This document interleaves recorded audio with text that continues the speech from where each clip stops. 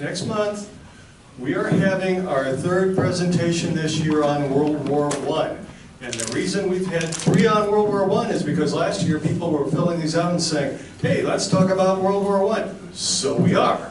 So if there's something you want to see discussed at this forum, let us know. Better yet, if there's something you want to do a presentation on, well, let us know, okay? That would be great. The other thing is that at the back table, and some of you have these, we've got a World at War Forum coming events. This is our schedule as we currently understand it. No guarantees or warranties are given or implied. And you may recall last year we thought we'd do Midway in June, but we had a 99-year-old veteran of the Italian campaign in World War II who was available to speak then, so we plugged him in. And if things like that happen, we'll do it again. But next month, November 5th, we're doing the Doughboy Experience, and this is going to be very interesting for those of you who were here in April, and Eric Rivette gave his talk on Before They Were Celebrities. He's a historian at the Cleveland History Center. He's going to be talking about what the actual Doughboys went through. And then his colleague from there, Dr. Mary Manning, is going to do a presentation on the impact of art as shown in the art by veterans of World War I. December 3 is the Road to Pearl Harbor, which is going to be Ed Tuna coming back to talk about how in the world did we end up in that situation. Can you hold your microphone further? I'll do my best. Further away. Oh, further away? Yes. Oh, otherwise I was thinking I'd just yell. No. There is some feedback. Okay, Thank you. all right. So are we better now? Yeah. Great, I'm glad to hear it. January 7th is an example of the white cards. Because we had a fella come up to us after the last World War I presentation and tell us, I go to Europe every year and collect World War I relics on the battlefields. And he said, could I be part of November? And I said, no, you're not going to be part of November. You're going to have your own show. And that's going to be January. Paul Kaparoff, Exploring World War I Battlefields. Just quickly, strategic bombing campaign in February. March, an evening with Eleanor Roosevelt, the lady that does Eleanor Roosevelt from the Women in History. There's a fellow up here that wants to do Rommel in April. That's going to be Rommel the Desert Fox, Bill Maurer. And then we're going to turn to the Pacific for 3 in a row on the Pacific War. So hope you'll be with us for all of those. Okay, this evening we're going to look at an event that, I don't know, I guess you got to be old to remember it. The Cuban Missile Crisis of 1962. It always holds a kind of a memory for me because I was just in high school and I was invited to the cool kids Halloween party, and I thought it was maybe the last Halloween party I ever went to in my life. So we have this evening with us, in the order in which they are going to speak, if I can introduce them, to help us understand what was going on in Cuba and what happened and how we didn't blow ourselves up so I could go to another Halloween party. Former Judge Ellen Connally, who's going to talk to us about Cuba, Batista, Castro, and what was going on there. We have a former Air Force Lieutenant, Frank O'Grady, who is in the intelligence service, and we'll talk about the intelligence operations and the military options and things that were discussed. And then another wonderful thing about Porter Library, you never know who you're going to run into. So last week, I was in the lobby and I ran into former Lieutenant Commander Jack Stewart, who was with us, and we were talking about tonight, and he said, well, I was there. So I didn't let him get away, okay? So he's here to tell us about being on that blockade duty. And to kind of wrap things up for us is Judge William Vodrey, who's going to talk about the diplomacy and how we wrapped it all up.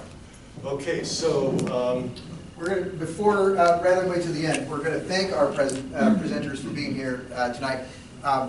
We're so very fortunate for the people who volunteer. By the way, I'm Andrew Mangels, I'm the director of the library, and I work with Chad and Steve here to bring you these presentations. We thought we wanted to do something nice for our speakers, especially folks like Judge Vodrey, you're a four-timer now, right? I think maybe. Four-timer.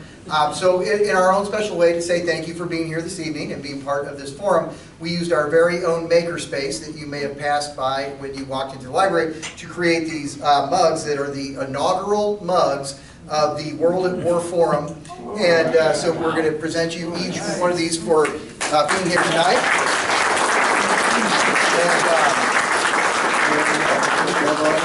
And saving this last one. Thank you very much, Judge Vodrey. And you have to look closely, but the image right there on the front, if it looks familiar at all, it's because it's Mr. O'Grady right here. He's the soldier there.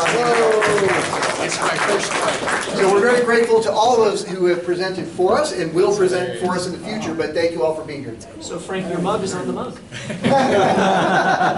Thank you, Judge. Okay, yeah, Frank is a Civil War and World War II reenactor, so we use his likeness and we stole it, so too bad, Frank. Ellen, do you want to get started? Do you want to come up here? Do you want the paper or do you want me to use it? You can, I can, why don't I just give you the. Okay, tell me what you want to, okay. You can start with the map of Cuba, which is somewhere. Good evening, ladies and gentlemen. Am I on? No. Good evening. Am I on? Should be. Hold it up and let's see. Hello? Yes. All right. Good evening, ladies and gentlemen. Good evening. The history of the relationship between the United States and Cuba is long and complicated. For those who really are interested in the subject, I would recommend this book. It's a Pulitzer Prize-winning account of Cuba and the United States. And I've made my way through parts of it, but it's very interesting. For the purpose of discussion tonight, I'd like to give a brief history of the relationship between the Cuba and the United States in the context of the Bay of Pigs. And I also urge you to watch... Hold the mic up closer, please. Okay. I'd also urge you to watch a movie called Motorcycle Diaries. It's a 2004 movie about Che Guevara, and it's a biopic about him traveling through Latin America and the plight of Latin American people in the 1950s. So the United States and Cuba have been allies and trade partners and eventually bitter ideological enemies. From the time of the discovery by Columbus, the United States has coveted Cuba. There have often been suggestions during the 19th century that Cuba would become a state, part of the United States, and if the Confederacy had won the Civil War, it's likely that they would have spread slavery to Cuba. In 1898, the United States helped break Cuba's ties with Spain in the Spanish-American War. And you'll always remember the Rough Riders with Teddy Roosevelt and the blowing up of the Maine. Remember the Maine? So it's become a part of American history. But even though the United States helped Cuba break its ties with Spain, we continued to have a military presence in Cuba until 1902. In 1959, John F. Kennedy said that at the beginning of 1959, the United States company owned about 40% of the Cuban sugar lands, almost all of the cattle ranches, 90% of the mines and mineral resources, 80% of the utilities, practically all of the oil industries, and we supplied 2/3 of Cuban imports. So we really had a strong control over Cuba. And as you can see from the map, it's only 90 miles from the United States. And you can switch to the poster. In the 1950s, this is the image that most Americans had of Cuba. It was a playground. It was kind of like Las Vegas. That $44 trip was about $450 then. You could go there for the weekend. You could gamble. They had dancing and parties, prostitution. So the tourist industry was made possible by a tacit agreement of the United States government and Cuban dictator Fulgencio Batista, who's a major figure in the underworld. He really hooked up with the mafia to run all these casinos in Cuba. And I think there's a scene in The Godfather about this Cuban with Meyer Lansky. But while these are the side that most Americans saw of Cuba, there was another side to Cuba, and it was very, very poor. And we really allowed Batista to run this gambling industry while people in Cuba were very, very poor. So we have two people that I'd like to concentrate on tonight. Batista, he was born in 1906. He grew up with very, very humble means. That's a picture from the Time magazine in 1932 when he was on the cover. He left home at 14 when his mother died. He eventually joined the Army, became a stenographer. He worked his way up in the Army and became a strong man and kind of a revolt in 1933. He backed up several governments and finally came to power in 1940 when he became the president. He left Cuba in 1944 and went to Florida, where he kind of had a government in exile all those years in in Florida, and lived very, very well. Ellen, I'm sorry, somebody's alarm is going on. Yeah, we got an alarm? I think it's on. Okay.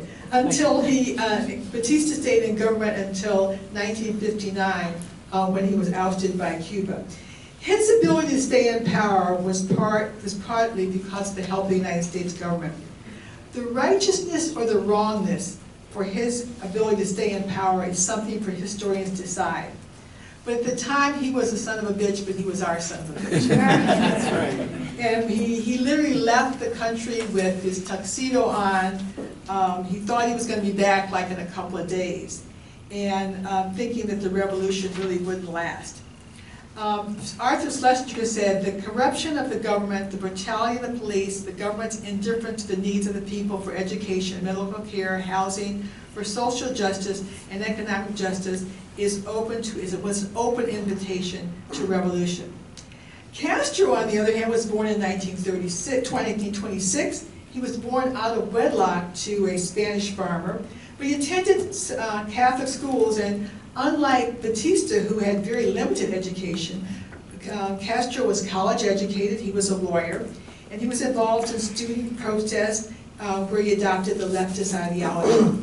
Castro led the guerrilla war from 1956 until 1959 when he overthrew the Batista regime in what's called the 26th of July movement.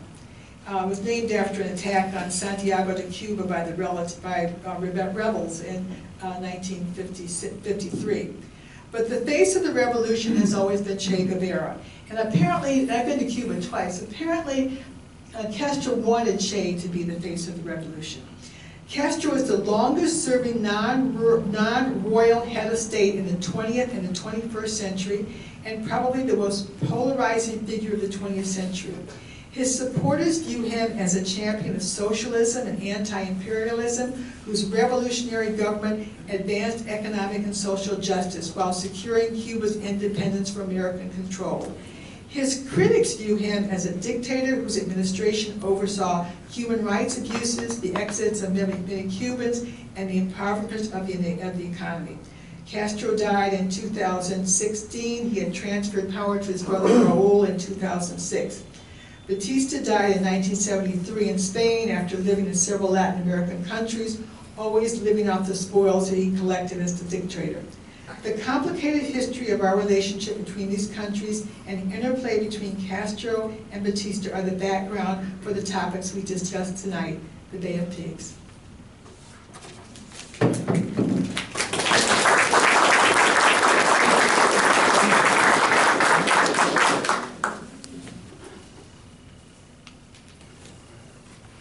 Good evening, everybody. Good evening. Hey, Frank. You got it going, Frank, just a second.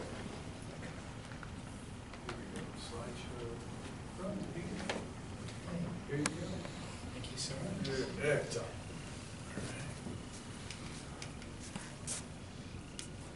Stand by. You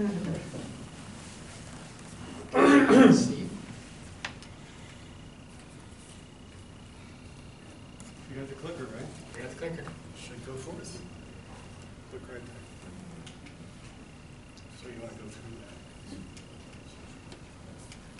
that. Okay, there we go. Thanks, everybody. My name is Frank O'Grady. I am currently a history teacher at St. Brendan's School in North Homestead.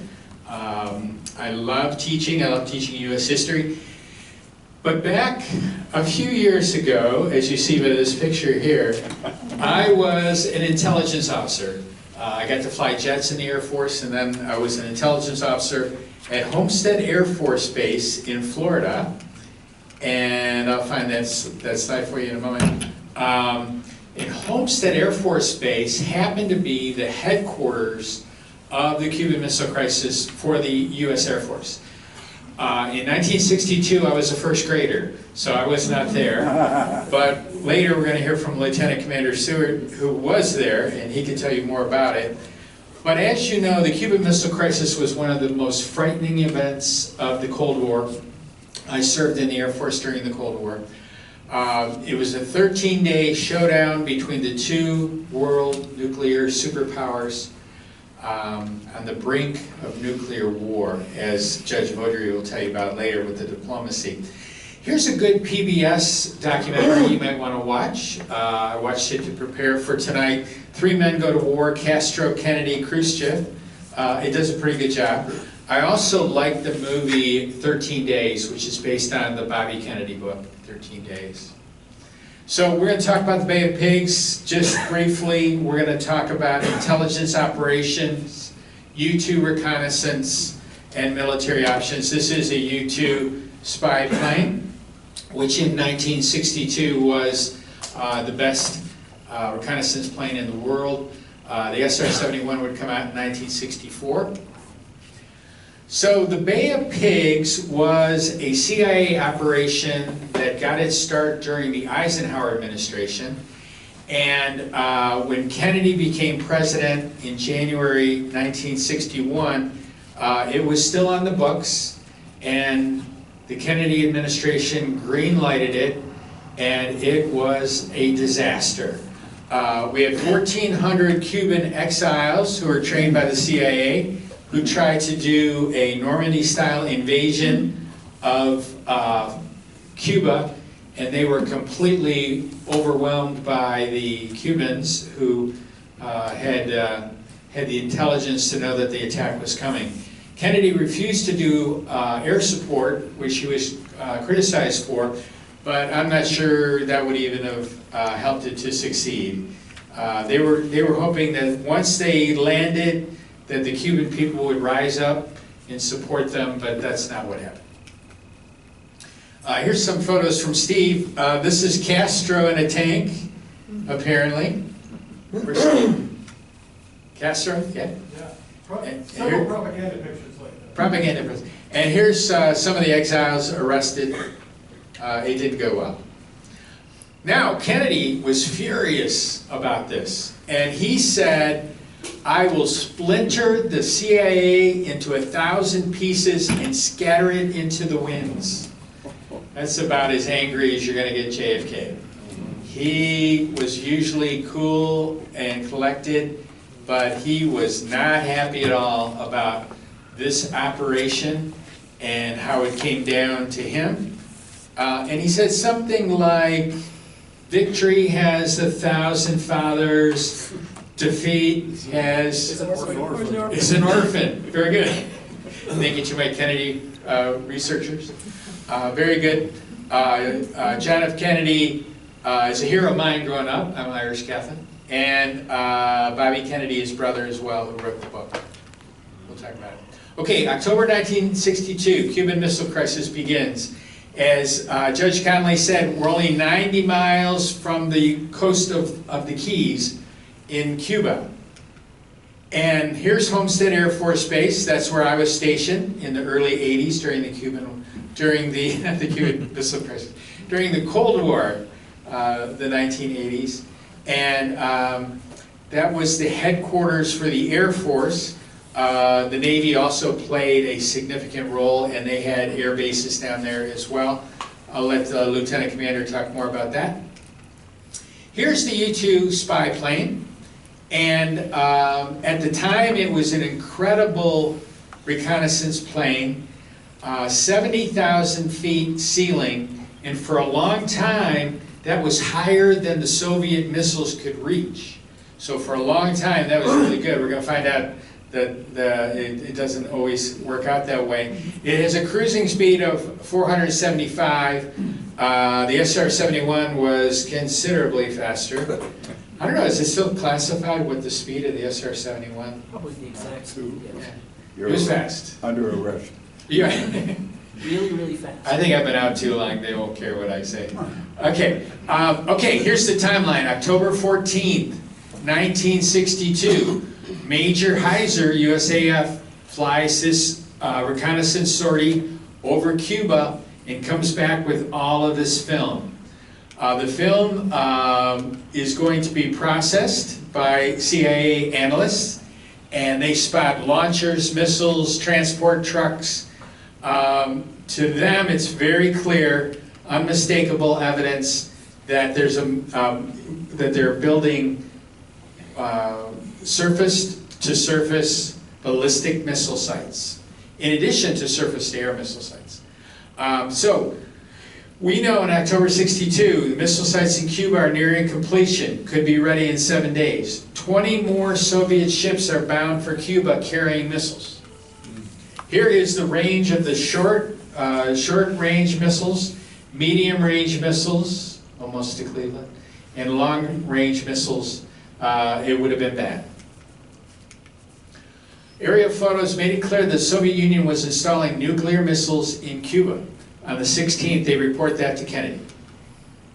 Here's all of the missile sites. So you can see all the missile sites. A lot of these are surface-to-air missile sites. They ring the island with surface-to-air missile sites to try to shoot down our planes. And there's Florida. You see how close that is. So President John F. Kennedy meets with his team of advisors, later known as XCOM, to discuss how to respond to the missile threat. His most trusted advisor is his brother Bobby Kennedy, but this is Bob McNamara right here, Dean Rusk. This is Pierre Salinger. He doesn't have anything to do because it's all top secret. Pierre is the press secretary. All right, so McNamara presents Kennedy with 3 options. The first one being diplomacy with Castro and Khrushchev. The second being a naval quarantine of Cuba. And third, an air attack to destroy the missile sites and an invasion. Kennedy rejects the airstrike and favors a quarantine to buy time to negotiate a missile withdrawal. Kennedy had just read The Guns of August by Barbara Tuchman. It's a book about the beginning of the Great War, World War I. And in that, she explains the domino effect. This happened, then this happened, then this happened. And Kennedy was really aware of trying to not let any dominoes fall. He wanted to have a diplomatic solution, and he was fighting with the military. They wanted to go in there and blow up Cuba, and he really wanted it to be something where it can't turn into a domino effect ending in nuclear war. Now this is interesting. During the Cuban Missile Crisis, before the 22nd, when he goes on TV, President Kennedy keeps his schedule. So the Soviets don't know that we know about the missiles. And he comes to Cleveland on October 19th, and he goes to my alma mater, St. Edward High School, where the boys give him a football because they know Kennedy loves football. And he keeps his regular schedule. On the 22nd, he's going to go on TV, and he is going to tell the American people what's going on. How many people remember watching that? Because I remember watching that. And I honestly, my dad was this real gregarious Irish, happy-go-lucky, and I never remember seeing him look so worried when he was listening to President Kennedy talking about the Cuban Missile Crisis. It was crazy. Okay, so they begin diplomacy. They don't have the hotlines connected yet. That's going to come after this. And they're going back and forth on teletype. Khrushchev writes to Kennedy rebuffing his demands to remove the missiles. And he says they're intended solely for defensive purposes. And so Judge Vodrey will tell you more about the diplomacy. Here is a photo of one of the Russian freighters. And on the 24th, October 24th, the blockade goes into effect. And at 10:32, the first Soviet ships stop and turn around. And that could have, if they hadn't done that, then it could have really escalated. Okay, October 23rd, Ambassador Adlai Stevenson addresses the UN Security Council. A really famous line where he says, "I will wait till hell freezes over for your answer," to the Soviet counterpart. Soviet freighters turn back, but the oil tanker Bucharest approaches the U.S. quarantine zone, and it's intercepted by the USS Essex and the USS Gearing, and it's going to run the blockade, and Kennedy decides to let it go because it's just an oil freighter, so he lets it go. He doesn't want those dominoes to fall. Okay, here's probably the worst day of the Cuban Missile Crisis, October 27th. U.S. U-2 pilot Major Rudolph Anderson is shot down and killed flying a U-2 plane. And the Assistant Secretary of Defense says to Kennedy they fired the first shot, and he remarks that we're in a whole new ballgame now. Here is the SA-2, the Soviet surface-to-air missile. Looks like it could be in Cuba. I'm going to let Judge Vodrey tell you the rest of the story, but the one thing I wanted to touch on is one of the things Kennedy did after the crisis was over is he went around to the military bases that were essentially a part of this, and just to thank them, and they called that the 14th day. So he came to Homestead Air Force Base, and that's a couple photos from Homestead Air Force Base the day that he visited there. And here's the books that I would recommend, The Guns of August by Barbara Tuchman. That's the one about the build-up to, the lead-up to the Great War, World War I. The Bobby Kennedy book, 13 Days, and the Kennedy tapes, which is transcripts of every ex-com meeting during the Cuban Missile Crisis. So if you want to really, see everything that happened, it's a thick book. They did a lot. They did a lot. Okay, I am now going to turn it back to Steve. Okay. And he can introduce the Lieutenant Commander. Yes. Okay, you keep that over there. I'll keep that over there. Yeah. Do you want to use this instead of that other thing? What, the You want to mic? use that mic? I think I can. Okay, why don't you go ahead and go over there then and hand off. Okay. Next is Lieutenant Commander retired Jack Stewart, who was on the line out there, and he will tell us what it was like.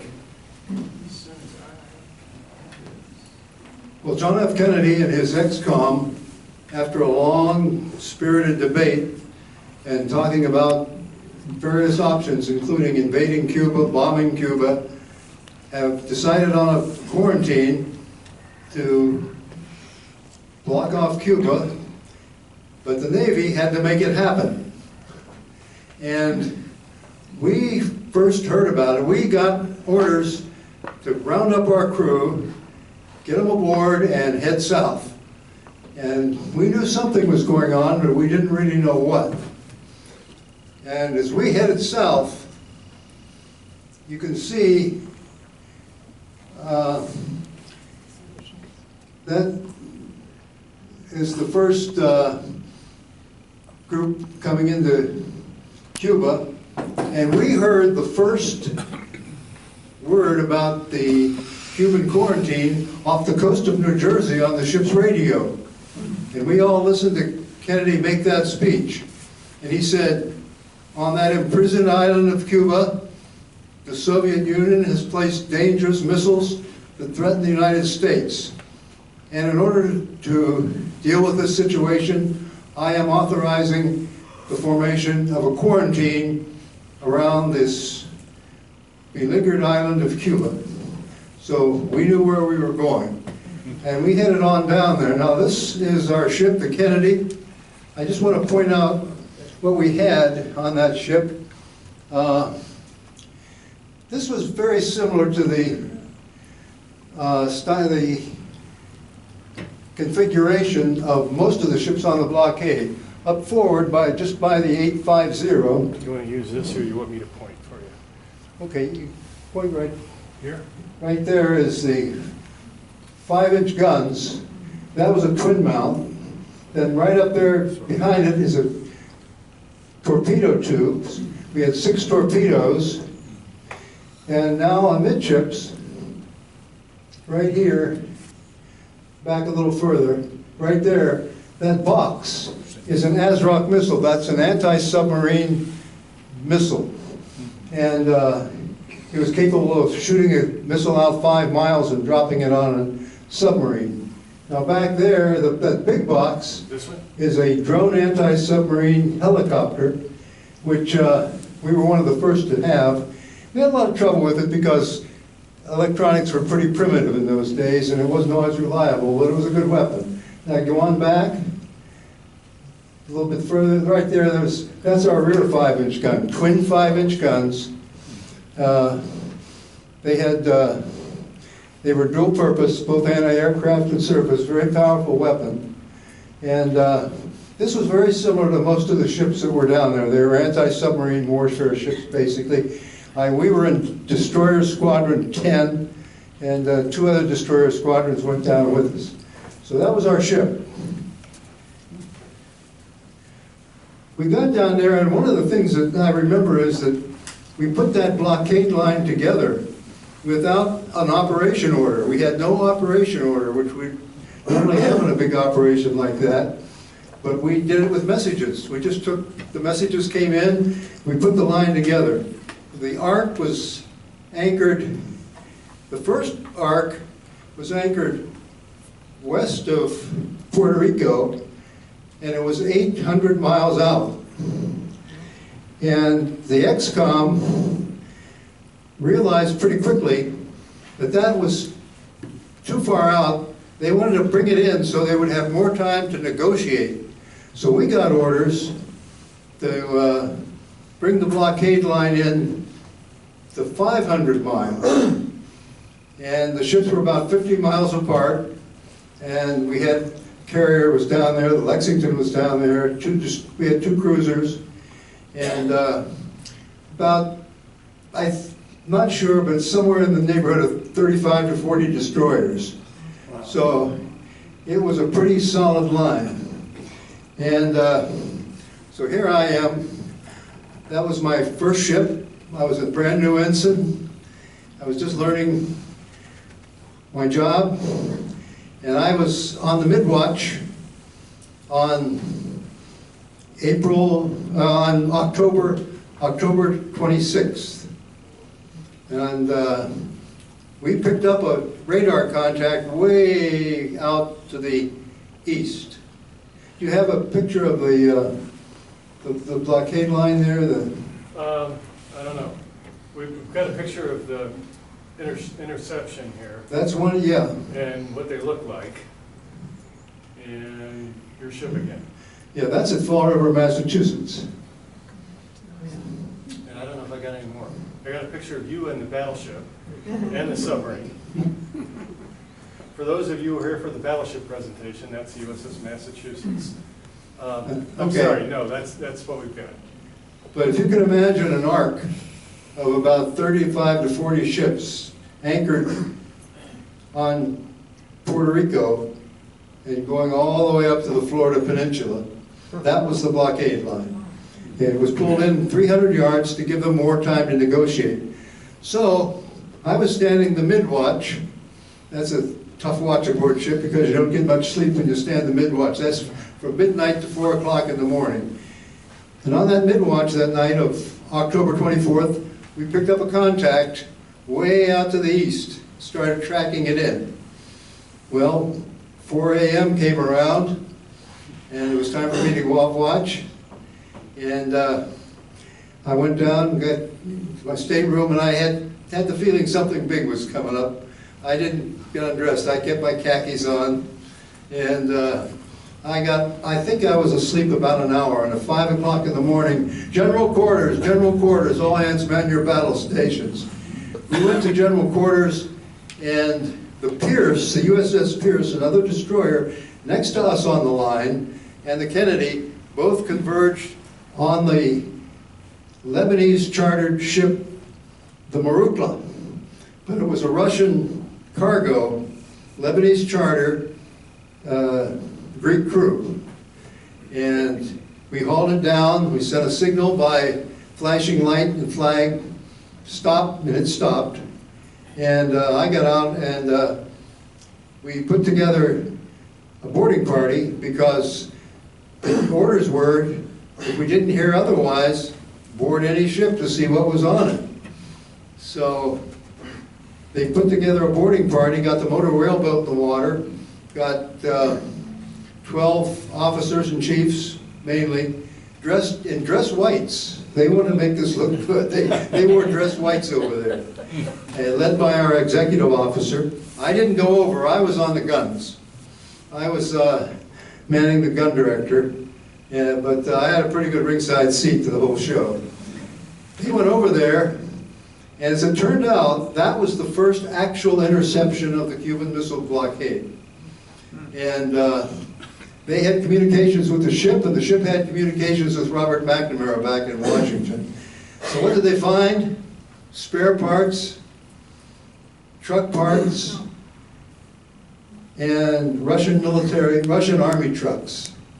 So we said, well, what do we do? Is that enough military cargo? They said, no, that is not a cargo of offensive weapons. Let it go through. So we let it go through. Now our orders were, if they tried to resist in any way, to shoot one across their bow. And we had a blank charge. It was sand, a sand plug charge, so that if it went off, it wouldn't do too much damage. But we were ready to send that shot across the bow. We never had to do that. And the Marukla, the name of the ship was the Marukla. It went on. They came back, and that was the first interception of the blockade. And there was kind of a controversy about that because the Pierce hauled the ship down about the same time we did, and a lot of people said, well, they let the Kennedy do it because it was named the Kennedy, and they thought that would make a better news story. But that was a big story. And what we didn't know was that Kennedy and Khrushchev were negotiating to try to bring this crisis to an end and bring this conflict and confrontation to an end. And the fact that we meant business, that we were going to board those ships, I think really had an effect on the outcome of the negotiations. So negotiations are going on. Kennedy and Khrushchev are writing letters back and forth. And he'll tell you about the details of that. We did stay on the line for about 10 more days, and we inspected some ships going out. And they actually had missiles on them. They took them out. So that's where we were. Thank you very much. Thank you.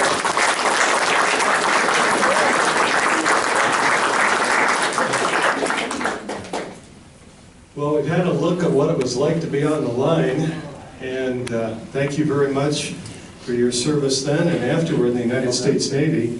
And we're ready for William Vodrey to walk us through the diplomacy and how we wrap this thing up. So, William. Thank you.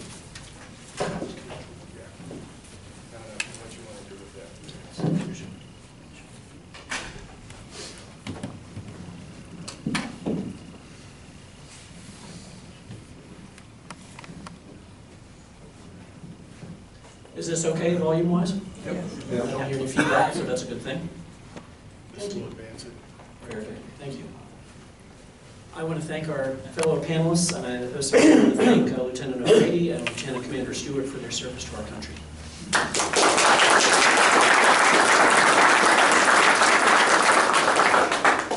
A couple of notes building on what you've already heard. Ellen referred to TR and the Spanish-American War, and I remember the joke at the time when TR wrote his biography that included a chapter on his experiences with Rough Riders. Somebody said it should have been captioned, "Alone in Cuba." TR had a great idea as to what he had done, but maybe not so much as to what others had. I'm reading a book now called The World as It Is by Ben Rhodes, who was a top national security advisor to President Obama. He talks about the opening to Cuba, the normalization of relations with Cuba in the 2010s. And when the deal had been worked out and the treaty was signed and President Obama was going to announce it, the initial plan from the White House press office was that he'd do it from the Roosevelt Room, which is named after both Theodore and Franklin Roosevelt. But the painting, the big painting in the Roosevelt Room is TR on his horse, one of them as a Rough Rider in Cuba. And they decided maybe that would not be the ideal backdrop. So he actually spoke from the cabinet room instead. And one of my favorite little bits about the Cuban Revolution, that when Castro nationalized and seized a lot of American businesses down there, expropriated them, nationalized them. And of course the American businesses, United Fruit and others, howled to the moon because they were losing this very, very valuable property. And the story goes that the Cuban government offered to pay them the value of the property as they had reported it in paying taxes to the Cuban government, which was not quite its actual value, and they pretty hurriedly shut up about that. But it's still an issue. It's still an item of contention between the U.S. and Cuba, even now. There was reference made to Barbara Tuchman's Guns of August, which was an extremely important book at the time, won the Pulitzer Prize, I believe, and JFK, depending upon which story you believe, either required or strongly encouraged his national security staff to read it, because it was all about how to accidentally stumble into war. World War I was a war everybody expected, really, given Europe being an armed camp at the time, but nobody knew exactly how it was going to unfold. And one country would mobilize, the other country would necessarily feel, well, we ought to mobilize too, because they might invade us. And in essence, there was a perverse incentive to mobilize and get closer and closer into war, even into war itself. And it would be very difficult to keep the peace. And JFK knew, especially in a nuclear age, the great risk of accidental war and also the terrible consequences. As awful as World War I was, a world war waged with nuclear weapons would just be unimaginably bad. The president did keep his schedule, as was mentioned, stopped off here in Ohio. He pretended to have a cold and came back early from Chicago. That was his actual last stop on the campaign trail. Remember, this was fall of 1962, midterm elections, so the president was out there campaigning. You often hear blockade and quarantine used interchangeably. They are in a military sense, but not in a legal sense. A blockade is generally considered under international law an act of war. JFK did not want a war if it could possibly be avoided. So the legal fig leaf he used was to call it a quarantine and not a blockade. I'd also like to take a moment to note that today is the 100th birthday of a man who was a strong supporter of JFK in his youth. Anybody know? Jimmy Carter. Former President Jimmy Carter. Today he became the first presidential centenarian. Now, I've been invited to discuss the diplomatic moves that brought the Cuban Missile Crisis to conclusion. John F. Kennedy had proven himself as, in wartime, a skipper of PT-109, a patrol torpedo boat, in the presidency, leading the nation through arguably the greatest crisis of the Cold War, on the brink of what could possibly have been a civilization-ending nuclear exchange. He was mindful of the advice of one of his contemporary heroes, Winston Churchill, better jaw than war. We should also not overlook the domestic political realities. As I said, the president was campaigning, midterms were coming up. The midterms, in fact, were just weeks away at that point. Many Republicans at the time were criticizing the president for not standing up to international communism, for not being tough enough on the Soviet Union and Cuba. No president, then or now, wants to appear weak. JFK had admittedly had a very rough first year in office, with the Bay of Pigs debacle in April 1961, implementing, as was earlier noted, a deeply flawed plan he had inherited from President Eisenhower. He did not provide air support as the initial plans had, but he made no bones about that. He made it very clear to the Joint Chiefs of Staff and the CIA. He wanted to maintain a level of plausible deniability, make this look like it was an actual uprising by dissident Cubans, and he made it very clear there will be no U.S. air support. They said, okay, we can work with that, and the invasion went ahead anyway, and was a total failure. He had also been seen as having been pushed around by Soviet Premier Nikita Khrushchev at their June 1961 summit in Vienna. Earlier in the fall of 1962, now, just weeks away from the crisis breaking, Anatoly Dobrynin, who was the Soviet ambassador to the U.S., had assured the president's most trusted advisor, his attorney general and younger brother, Robert F. Kennedy, that the Soviets would place no nuclear missiles or offensive weapons in Cuba. JFK warned the Soviets not to do so in a public statement on September 4th, and he underlined the point in a press conference on September 13th. Now, when the Soviet deception was revealed, there were many around the president who advised him to, without warning, sink Soviet warships or cargo ships, to bomb the Soviet missile sites, to actually invade and conquer Cuba. We now know, as he suspected, that any of those steps would almost certainly have led to World War III. Initial casualty estimates from the Pentagon, if the missiles in Cuba were completed and launched, were for 80 million Americans killed. Think of how horrible 9/11 was for us, with some 3,000 people being killed. Think how horrible Pearl Harbor was, with some 3,000 being killed. Now imagine 80 million. General David Shoup, Commandant of the U.S. Marine Corps, said during one White House meeting at the time, "You're in a pretty bad fix, Mr. President." And JFK shot back, "You're in it with me." The Bay of Pigs, if it had any silver lining at all, was that it made the president somewhat skeptical of military and intelligence community advice. After the CIA revealed U-2 spy plane evidence to him of the Soviet military buildup in Cuba on the morning of October 16th, the president gathered the information he needed, the evidence exposing the Soviets' extraordinarily reckless provocation, and in due course he ordered it presented to the world. Kennedy listened closely to his advisors in XCOM, as it was later dubbed, the Executive Committee of the National Security Council. He thought things through, and he gave diplomacy a chance to work. True to the symbolism of the Great Seal of the United States, from the outset, JFK favored the olive branch of peace over the arrows of war, while reserving the right to eventually use military force if necessary. On October 18th, he met with Soviet Foreign Minister Andrei Gromyko in the Oval Office, knowing that the Soviets were secretly putting nuclear-armed missiles into Cuba. And he allowed Gromyko to lie to his face, denying that Soviets were doing anything of the kind, until Kennedy was ready to lay his cards on the table. 4 days later, on October 22nd, the president addressed the nation and the world, setting forth his policy and giving Soviet Premier Khrushchev the chance to back down and avert war. He said that, quote, "The urgent transformation of Cuba into an important strategic base by the presence of these large, long-range, and clearly offensive weapons of mass destruction constitutes an explicit threat to the peace and security of all the Americas.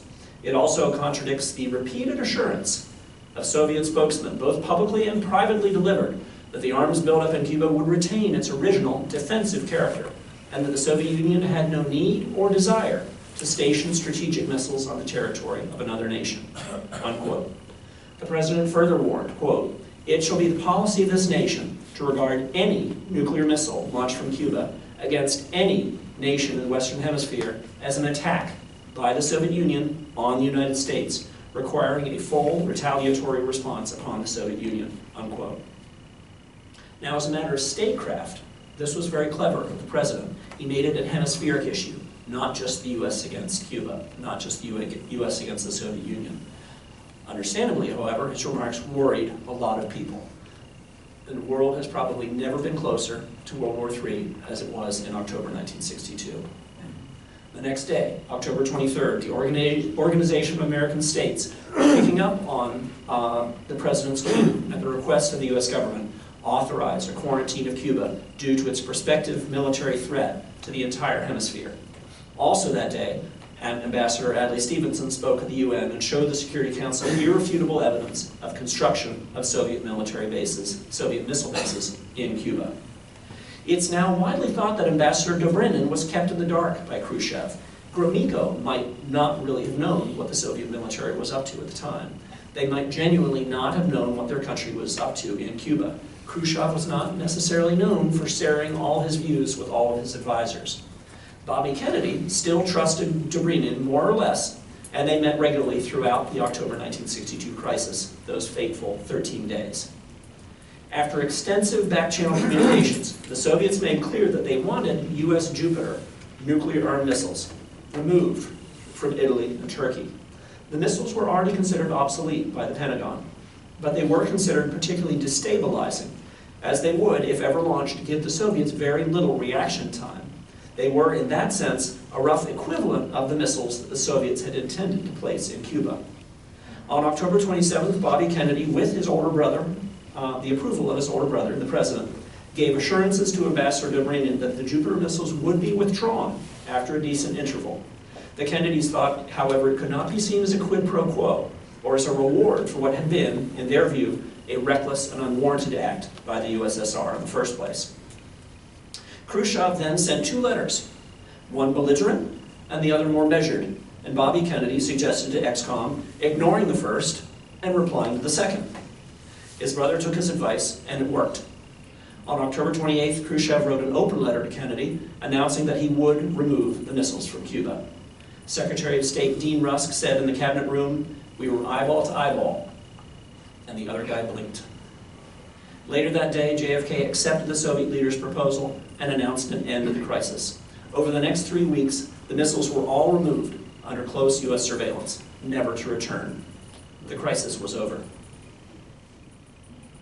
A side note. How many of you have seen this map before?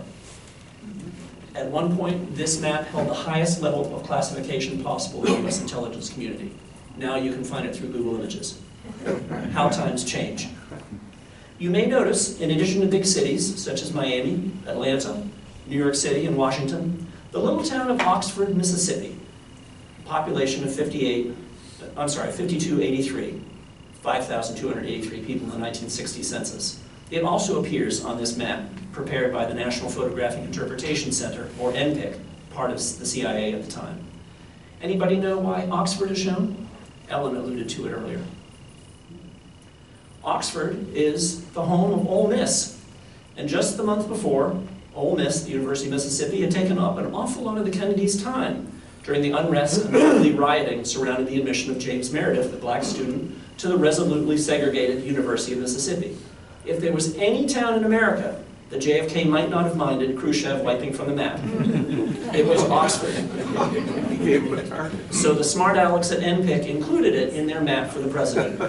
One of the few moments of levity in the White House that October. And if you see the movie 13 Days with Kevin Costner and others, as has been mentioned before, if you look very carefully in the Oval Office, you'll be able to spot Oxford along with the other much bigger, much better known cities. So, what did the Cuban Missile Crisis mean? What did President Kennedy accomplish? Robert McNamara, U.S. Secretary of Defense, wrote that Kennedy's, quote, objective was to force the missiles out of Cuba without war. That objective was accomplished by a strategy which applied pressure against the Soviets without ever pushing them to the point where they were forced to an irrational, suicidal spasm response, unquote. British Prime Minister Harold Macmillan, a close friend of President Kennedy's and also a stalwart ally of the U.S., wrote that during the crisis, JFK was always, quote, ready to listen to advice, generous in giving due weight to opinions however diverse, careful and even cautious before reaching final conclusions. The president had the supreme quality, shared by only very great men, of refusing to evade his final responsibility. He was ready to carry the burden of responsibility himself, while boldly facing the ultimate resort to force. His tactics and his sense of timing were perfect. President Kennedy really did preserve both peace and honor, Macmillan said. One close observer of the 1960 election later said that had any of the other men running for president that year been in the White House in October 1962, World War III would almost certainly have broken out. Perhaps that's so.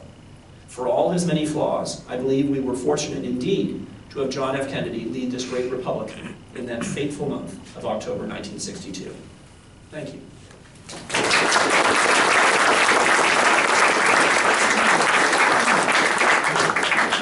In addition to the suggested reading, I would like to add Essence of Decision by Graham Allison and Philip Zelikow of Harvard, which is regarded as the quintessential study of crisis management, with most of it focusing on the Cuban Missile Crisis, but not exclusively. And it's been edited and expanded over the years. The second edition came out in 1999. I read it in college. I recommend it to anybody who wants to see how a crisis, especially a world-threatening crisis of this sort, can be managed as adroitly as President Kennedy and ExComm did.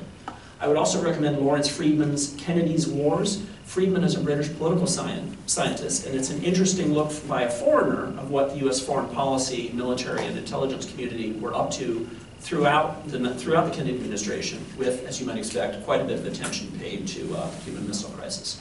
Robert Kennedy's book, 13 Days, published posthumously, also well worth the read. Arthur Schlesinger's 1,000 Days, about the Kennedy administration generally. He was sort of the in-house historian, the resident historian of the Kennedy administration. And Theodore Sorensen's Kennedy. Sorensen was said by JFK himself to be his intellectual blood bank, and was at the president's side. JFK did not have White House chief of staff, as we would understand it, but Sorensen was the rough equivalent of that, and also chief speechwriter, and was deeply involved in what was going on, and probably understood Kennedy better than anybody other than perhaps Jackie. As to movies, 13 Days was mentioned, recommended. Take some liberties, somewhat dramatized. Lawrence O'Donnell's role, played by Kevin Costner. Of course, you've got a Hollywood star, you're going to play up his role. Lawrence O'Donnell did not play as key a role as the movie makes it seem, but otherwise, The Missiles of October came out in the early 1970s, 1974 perhaps, and William Devane plays JFK in that, and it's quite good, well worth a look.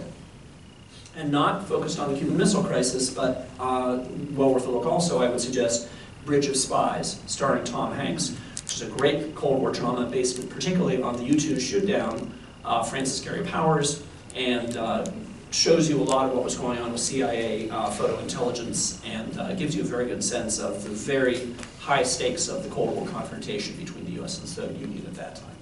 What was the name of the first one you mentioned? Essence of Decision. Essence of Decision. Graham Allison and Philip Zelikow. And if anybody would like to take a closer look at my list, you're welcome to. Okay, will you all join again in thanking our panel for this great presentation?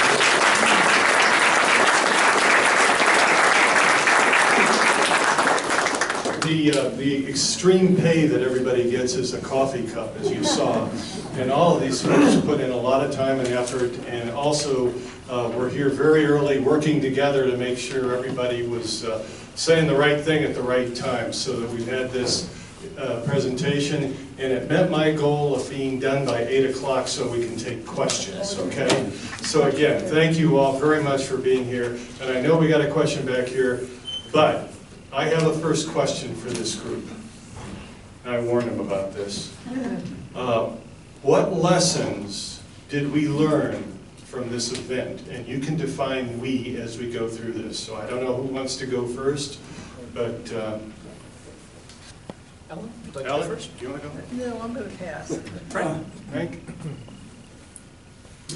The one thing that I think came out of this that's been, makes a lot of sense is that they installed hotlines between the Oval Office and the Kremlin, so that if this ever happened again, anything like this, we could immediately be in communication. Back in these days, everything was done with like teletype, and there's a difference in time zone, and it just really made things difficult to try to quickly address it. There's too many books to read, but I just picked up this book called Nuclear Wars by Annie Jacobson. It's kind of everybody's important book to read. And she is a Pulitzer Prize winning author and New York Times columnist. And the book is about nuclear war. And it talks about, how quickly we could easily get into nuclear war. And it's very frightening. I read about a third of it. I got so depressed I went in on reading more. But, it's like the end of the world could easily happen if somebody started shooting missiles, which is very frightening. I think one important thing that came out of this was the importance of executive decision-making. And it was never done better than President Kennedy's ex-con.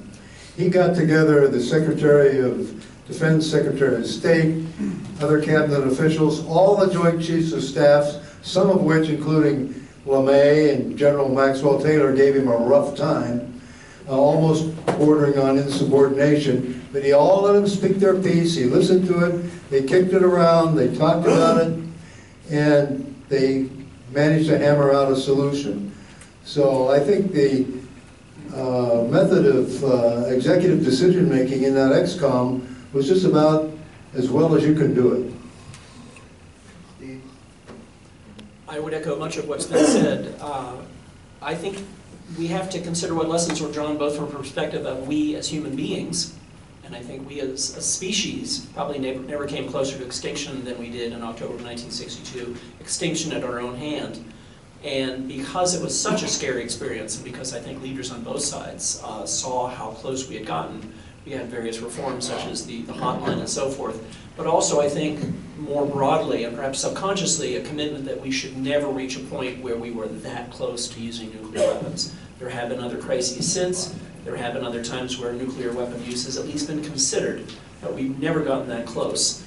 And I think that's a good thing. Sometimes you need a good scare in order to learn a lesson and not to do that kind of thing again. Here as Americans in the US, I think we saw the importance of sound executive decision making, something we should all consider as voters come November, just next month now. God help us. We have to choose our leaders wisely. The President of the United States is one of the few people in the entire species right now who has the power to end humanity. If he or someday she were to decide that I'm going to start a nuclear war, there's very little to stop that from happening. It really does come down to that one person to a large extent. I have a question out here, if it's okay. One other point, if I may. Oh, yes. Something else that was vitally important that was reinforced in the Cuban Missile Crisis was, and I joked about this earlier, the absolutely vital importance of civilian control of the military. Had the generals and admirals been calling the shots, there would almost certainly have been World War III. Not because they wanted it, just because that was their way of thinking, that was what they were geared towards, war fighting. And the framers in 1787, very wisely, placed at the head of the US military establishment a civilian, the President of the United States as Commander-in-Chief. And I can think of few Commanders-in-Chief who handled the job as well, who showed such grace under pressure as JFK did in October 1962.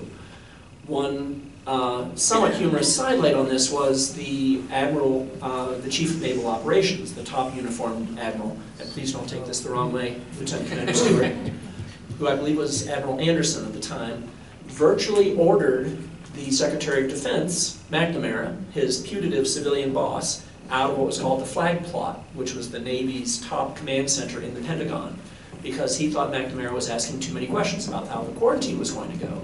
And those of you who've seen 13 Days, there's actually a scene of that. And it was not too long after the Cuban Missile Crisis that Admiral Anderson was named ambassador to some foreign country. And he lost... Slovovia. Slovovia, Western Slovovia, perhaps. Or was it Northeast?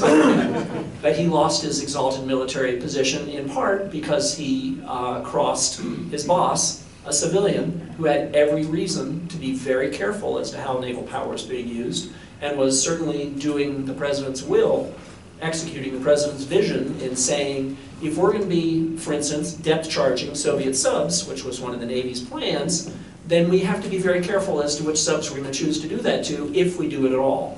Admiral Anderson did not take well with that sort of oversight, and he soon found another way to use his talents. And that is an important other lesson to be drawn from the Cuban Missile Crisis. Civilians must be, in a democracy, in control of the military, and not the other way around. That's one of the instances I referred to when I said,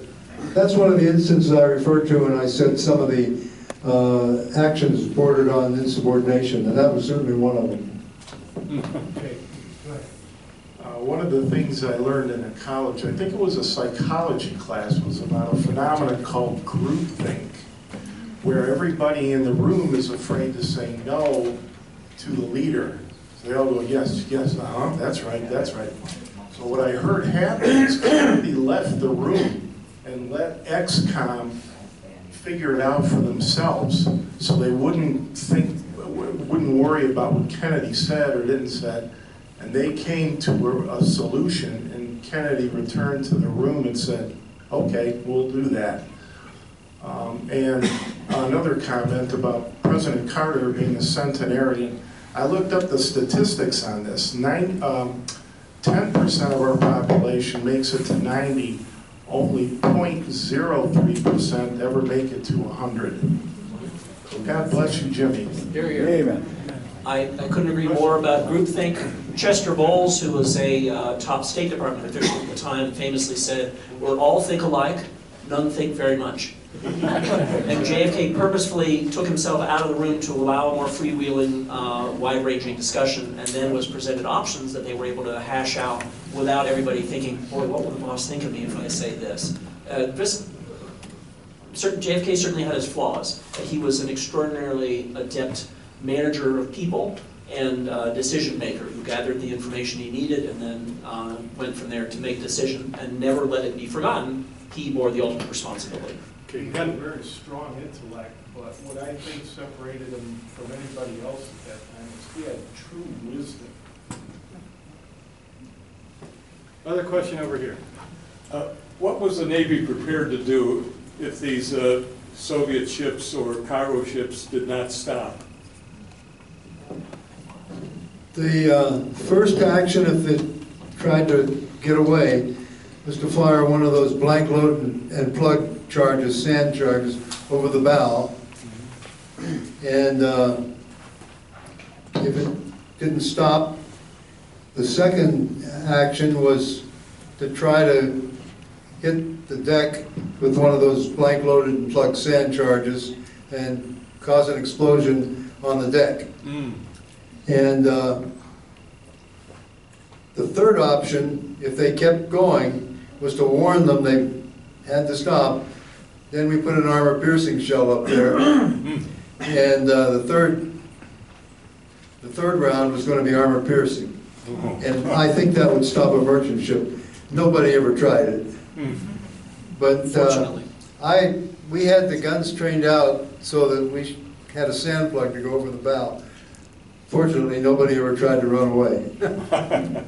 Sir, what about the Russian submarines?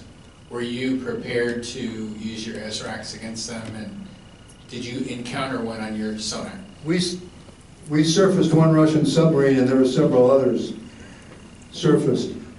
I don't know what the doctrine would be if they resisted us. We certainly had depth charges, we had hedgehogs, we had ASROCs.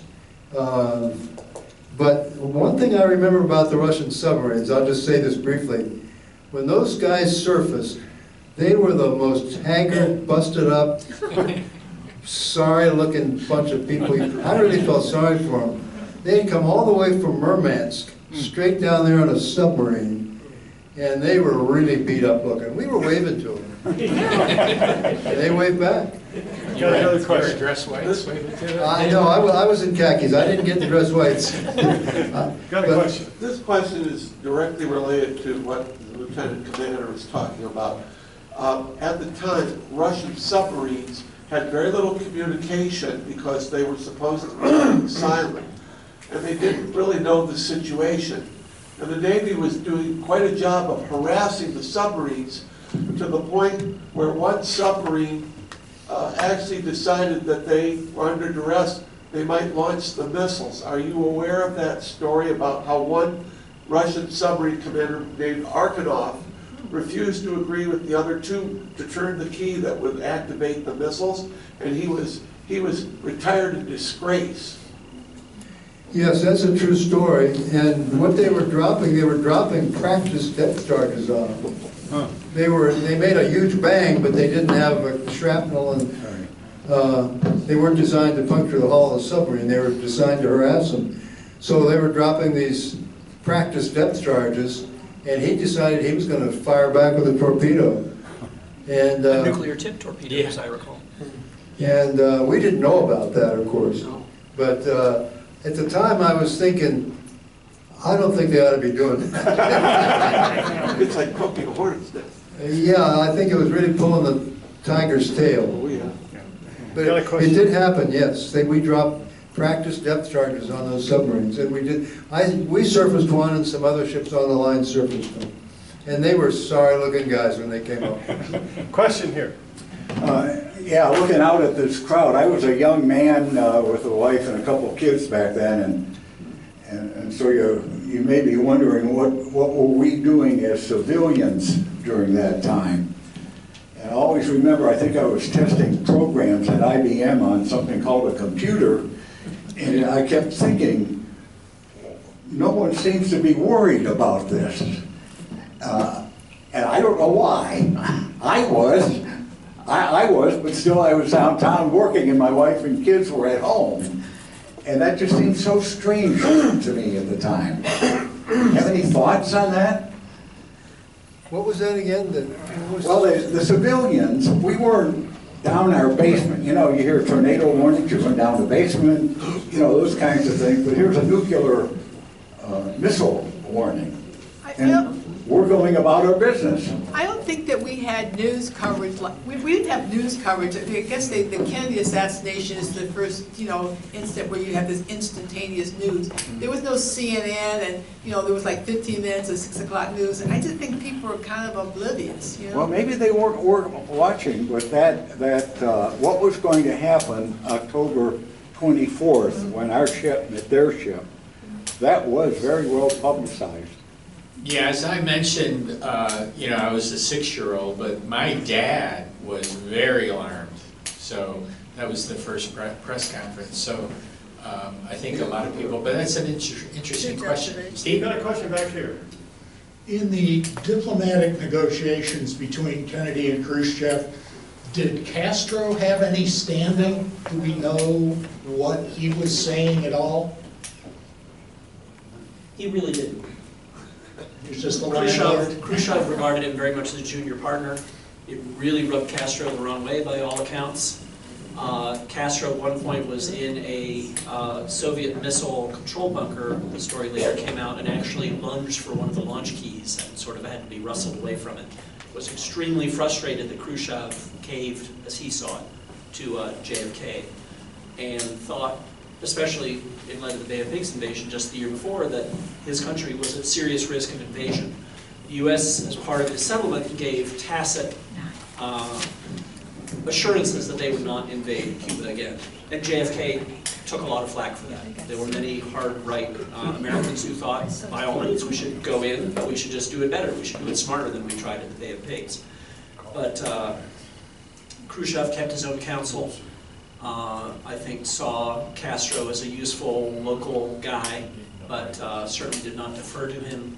By all accounts, did not consult with him, and decided as he saw fit without any regard at all for what Castro might want. Question here. Go ahead.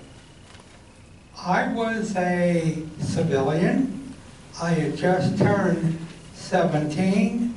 I was going to school at Hovey Sound, which is right next to West Palm Beach. 2 days prior to the crisis starting, we were seeing flatbeds coming down to Florida with tanks on them. I remember seeing concertina wire and what they call jacks being put up on the beach. I went down there. There was a captain who was in charge of an air defense unit. I spent those 13 days fetching coffee and sandwiches for them. 3 years later, I was on a plane. I arrived in Vietnam in early '66, and I was wounded February of '68 during the Tet Offensive. And we were, I can remember, we were frightened to death because we thought it was going to be World War III. And nuclear war is something that the dead, the people that survived may envy the people that didn't.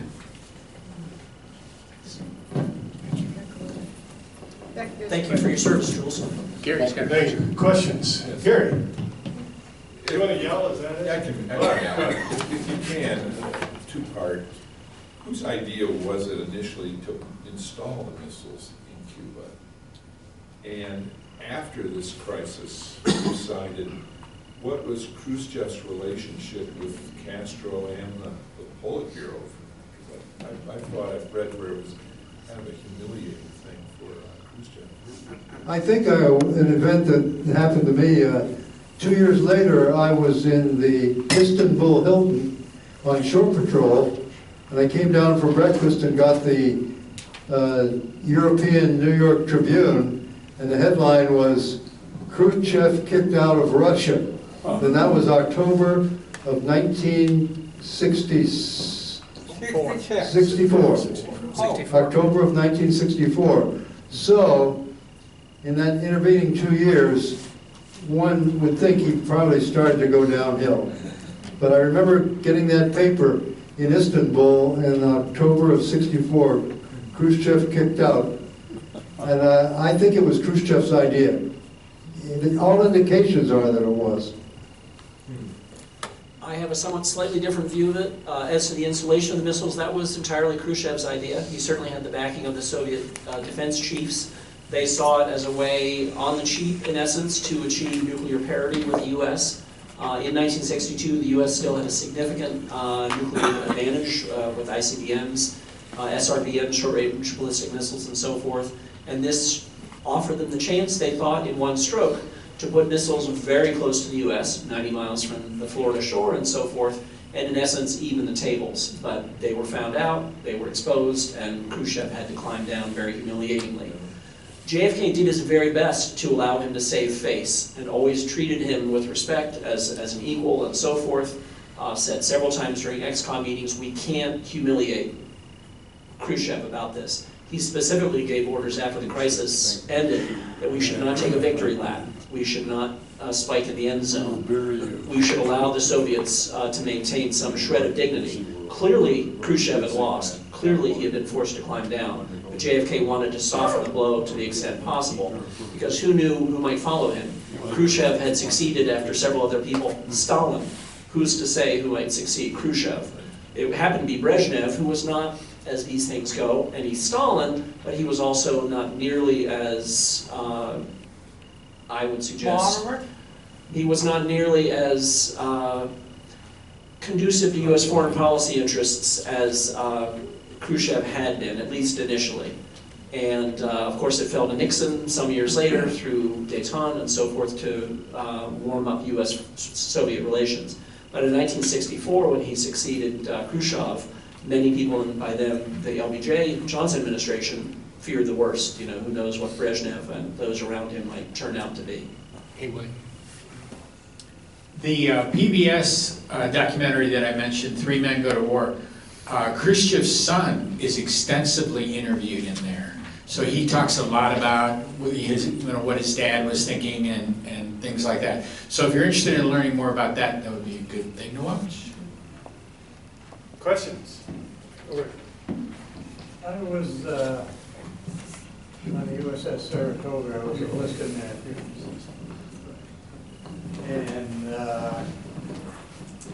the only thing I really remember about it was when we went to general quarters, they had to tighten up the ship while all the bulkheads were all closed. And it was the hottest place I'd ever been in my life. And I don't want to be in another hot place. And all the rumors that were going around the ship. Yeah, conditioned yoke was pretty bad in Cuba. Yeah, this is going to happen. Yep. That's all I can remember about it. Where was the Saratoga at the time? We were down on quarantine. Oh. We were stationed down in Mayport, Florida, with the Forest Home. Thank you, sir. I just have one little, I've been to Cuba twice. And you see all these like half-built buildings, and you say, what's the story on that? And they were projects that were started by the Russians, and they just walked away. And it's very interesting there. I went to, I was here for like 2 weeks on this global volunteer thing. So I had like some snackies and stuff, so my friends, we ate them up. We'll pick up some more tomorrow. We went to the supermarket. There was not a potato chip, a pretzel, a nothing. I left my jacket at home. I was going to buy a jacket. There was no jacket to buy. The criticism is, like, you know, there are nice restaurants you can go to, and they say that the people, that food that they use in the restaurants is, you know, taken away from the average person, you know, from the normal people. And we stayed like with this lady who, you know, was part of Global Volunteers, and I think she went like to the black market and stuff and got like eggs and stuff. So there were some people who thought, you know, Castro was the greatest, and there were other people who said, like, you know, it was really bad. And then there was like, if you had a satellite dish, it was like 5 years in jail or something. So one of the students that we had, we were supposed to be teaching English, she took us to her house. It was really quite nice. I think her father must have had like, you know, some kind of good position. And he shows us on the patio that he has a satellite dish. Well, I'm like scared shitless, like I don't even want to know about this satellite dish because I don't want anybody to ask me because I don't want to go to jail. But if you get it, I mean, you can't go to Cuba like you did before, but it was really a very, very interesting experience. Any other questions? Yes, sir. Let me get back to you. That's all right.